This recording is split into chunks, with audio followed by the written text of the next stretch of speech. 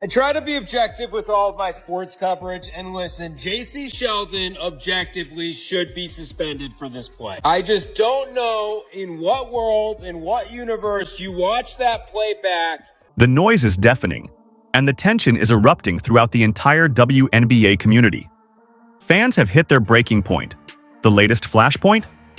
A dangerous, out-of-control play by Jacy Sheldon, aimed directly at Caitlin Clark, the league's brightest star and its biggest crowd puller. What many are calling a deliberate act of aggression has triggered a tidal wave of fury. Now, fans are demanding the only thing that might actually send a message: financial consequences that sting. If you think the league should take real action, drop a comment below. Suspend Sheldon. Let's be honest, Sheldon appeared locked in on Caitlin Clark all night long. She chased her in one-on-one coverage up and down the court and switched into aggressive double teams in the half court. There was constant trash talk, back-and-forth tension building throughout. But what truly marked the peak was Caitlin Clark's final possession before being subbed out. She looked Sheldon straight in the eye, cool, calm, and calculated. It was as if she said, "You strike my eye, I'll strike from beyond the arc." Clark then executed a killer crossover, got to her signature spot near the extended free throw line, just outside logo range, and drilled a huge three-pointer in Sheldon's face. She turned to the Connecticut bench, then to the crowd. Ice cold. From Twitter to TikTok, the outrage has gone viral. The internet is flooded with calls for justice. Hashtags like #ban Jacy Sheldon are now trending, and sports forums are on fire. But this isn't just about one dirty play. This is a boiling point. Fans are demanding more than a warning or fine. They want a real suspension, one that hits the wallet and forces players to think twice. A league-wide message. This stops now. Because every time Caitlin Clark steps on the hardwood, it's like she's entering a steel cage match. The WNBA has stood by silently while opponents take cheap shots instead of playing real basketball. While others bring chaos, Clark brings control. What Sophie Cunningham did recently? Justified. What Jacy Sheldon did? Unacceptable. The moment that reignited this fury happened during what was supposed to be a routine contest between the Indiana Fever and the Connecticut Sun. But it quickly devolved into yet another ugly scene in what's becoming a disturbing pattern: Caitlin Clark being repeatedly and openly targeted. And this time, the act was so blatant, so shameless, that even the most casual fans couldn't look away. This wasn't just hard play, it was a public hit job, and the league can't afford to ignore it any longer. There's no denying it. This isn't just rivalry, it's real animosity. Anyone following the 2023 Ohio State team knows one thing for sure: they despise that Iowa squad. And at the heart of that storm? Jacy Sheldon, who went head-to-head with Caitlin Clark every time they met. I posted it myself. Forget the Angel Reese drama. Forget any chatter about LSU or Dawn Staley. Jacy Sheldon is Caitlin Clark's true rival. The history is deep. The tension, even deeper. But last night, that wasn't just a tight defensive play. Jacy didn't just go for a reach-in. She lunged, fingers extended with sniper precision, straight into Clark's eye. It looked intentional. It felt violent. And then, that chilling smirk, like she just bagged a prize at the state fair. Fans everywhere felt it. A cold, calculated jab followed by a grin that sent shockwaves through the arena. This wasn't some hustle play gone sideways. It was premeditated, malicious, and aimed at the one player who's practically holding the league on her shoulders. What most people don't realize is that this Clark-Sheldon dynamic has been simmering for years. It's one of those if you know things. They've clashed in college. They've gone at each other for seasons. So, last night, it wasn't random. It was personal and long overdue. And it didn't stop with the eye poke. As Clark staggered in pain, Sheldon kept pushing, grabbing Caitlin's arm, digging in with her nails. There was no effort to steal the ball, no attempt to play actual basketball, just cheap contact, petty aggression, a low blow without purpose. And just when you thought the chaos had peaked, boom, Marina Mabrey blindsides Caitlin from behind. A shove, out of nowhere, sent Clark sprawling to the hardwood. And the refs? Silent. standing around like background actors in a scene they forgot they were in. No whistles, no reaction. Just vacant stares like they were sipping invisible tea and waiting for the buzzer. Then there was Caitlin Clark's own reaction afterward. Calm, grounded. She said, "I just try to stay true to who I am. I'm not stepping on the court looking to start anything. I'm focused, locked in. I need to hit my shots, run our offense, stay in rhythm. The rest? That's noise. What happened out there? Honestly, it's been years in the making. This league's had a problem with protecting its stars. And if no one else is going to do it, I'll stand up for my teammates. That's what I'm built for." The fan base didn't stay quiet. Within hours, Sheldon's mentions were flooded. Social media exploded. Hashtags calling for suspensions, bans, and league intervention trended across every platform. People weren't just mad. They were heartbroken. They weren't just disappointed. They were united. Everyone agreed, enough is enough. Sheldon wasn't being praised as a gritty competitor. She was being exposed as a dirty player, a disruptor. Someone who took things too far against the league's most valuable face. And when you watch the footage from any angle, it's obvious. Sheldon didn't just swipe at the ball. She launched herself toward Caitlin and went straight for her eye. No context can justify it. No tough defense label makes it right. She wasn't contesting a shot. She wasn't even near the ball. Clark wasn't dribbling high. There's no planet where that was a basketball play, and that's what makes it worse. How she wasn't ejected for that? Honestly, it's beyond comprehension. Even the broadcast team couldn't believe it. And that chaos is exactly what gave Sophie Cunningham the window to deliver her hard foul at the end. What else are players supposed to do? The league must step in. Even mainstream media couldn't ignore it anymore. Late-night talk shows and national sports personalities had no choice but to weigh in. Jimmy Fallon paused the punchlines to deliver a rare, dead-serious message on national TV. Protect Caitlin Clark at all costs. This has gone too far.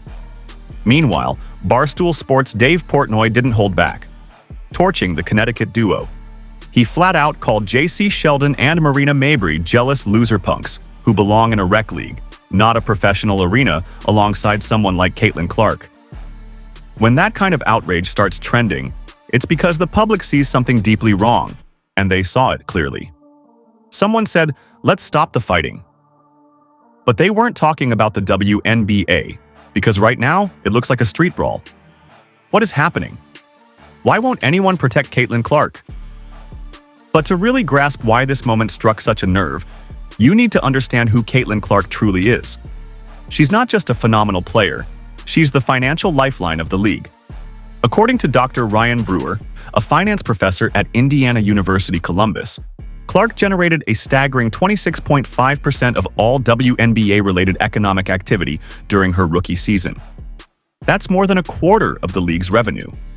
From one player. And her salary, just $76,535. Let that sink in.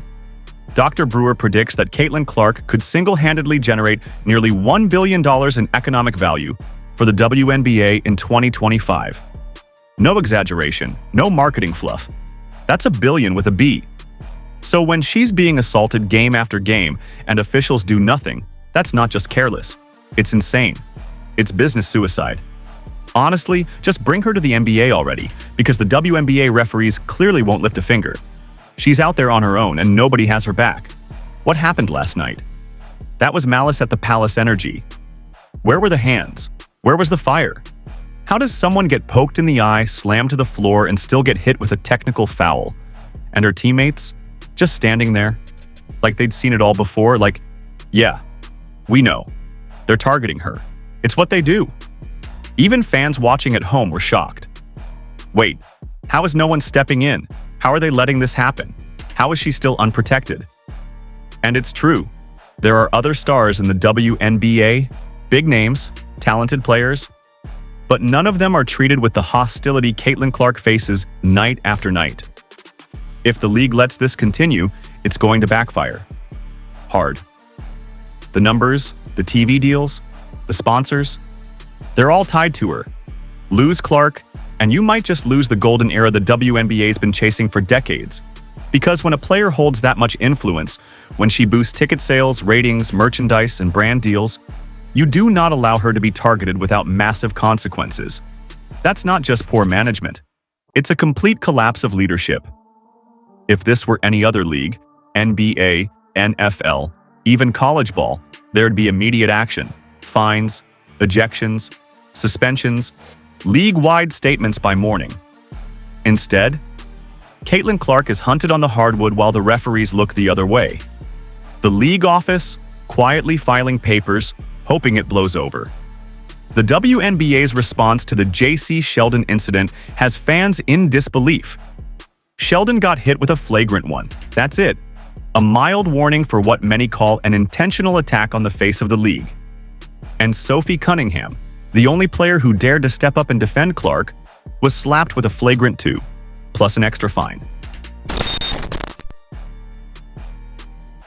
Let's get one thing straight. Attack Caitlin Clark and pay a fine. Defend her, and you get punished twice as hard. That's like arresting the firefighter for putting out a fire, while the arsonist walks away with a warning. Make it make sense. The last 12 hours have been nothing short of explosive. The fallout from the game has sent shockwaves across the sports world, with takes flying in from every direction. Some of them completely absurd. Monica McNutt, for instance, said she had no issue with Marina Mabrey's foul. And honestly, when you compare that to Sophie Cunningham's play, the contrast is staggering. Because let's be real, people are calling Sophie's foul unsportsmanlike and saying it doesn't belong in the league, but in reality, it was far more within the bounds of basketball than what Marina did. Mabrey's shove had nothing to do with the play. The ball wasn't live. The action had paused. And yet she came in and blindsided Caitlin Clark for no reason. And fans? They're not just outraged, they're organizing. Online petitions demanding harsher penalties for violent fouls are racking up thousands of signatures in hours. Twitter, Instagram, TikTok. Every platform is flooded.